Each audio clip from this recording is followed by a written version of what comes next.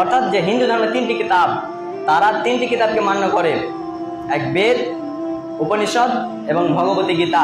তার মধ্যে অনেকগুলো শ্লোক যার মধ্যে বলা হয়েছে যে ঈশ্বর এক ও অদ্বিতীয়। অর্থাৎ আমি একটা অমুসলিম ভাই, আমার পার্শ্ববর্তী এলাকা বা এই গ্রামের পার্শ্ববর্তী এলাকায় একটা অমুসলিম ভাই, অর্থাৎ হিন্দু, তার ধর্ম হচ্ছে হিন্দু, তার বিশ্বাস যে তার ধর্মেতে 33 কোটি দেবতা আছে, তার একটা বিশ্বাস। এবার তাকে আমি কিভাবে দাওয়াত দেব? তাকে যদি আমি আমার কোরআন থেকে দাওয়াত দিই যে কোরআনে উল্লেখিত যে ইসলাম ছাড়া আর কোনো ধর্ম নেই, বা আমি যদি কোরআন থেকে আমি যদি তাকে বলি যে আল্লাহ এক ও অদ্বিতীয় কুল আল্লাহু আহাদ আল্লাহুস সামাদ, আমি যদি কোরআন থেকে তাকে বলি, তাহলে সে তো বলবে তোমাদের ধর্মগ্রন্থ তোমরা বলছো। কিন্তু তার জন্য আমাকে কি করতে হবে? জ্ঞান অর্জন করতে হবে, তাদের ধর্মগ্রন্থকে পড়ে দেখতে হবে যে তাদের ধর্মগ্রন্থ কি বলে যে তাদের ধর্মে 33 কোটি দেবতা আছে। না, আমি তো পাইনি।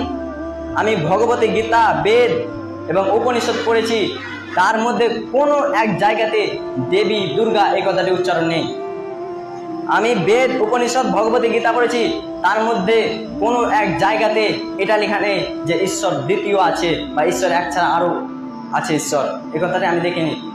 এটাও আমি দেখিনি যে তার মধ্যে উল্লেখিত আছে এমন কথা যে ঈশ্বরের কোনো মূর্তি আছে, আমি এমন কথা কোনোদিন দেখিনি। না তাস্তি প্রতিমা অস্তি, ঈশ্বরের কোনো প্রতিমা হয় না। তাদের ধর্মগ্রন্থ বলছে ঈশ্বরের কোনো প্রতিমা হয় না, আবার বলছে এক্যাম দ্বিতীয়াম, ঈশ্বর এক ও অদ্বিতীয়।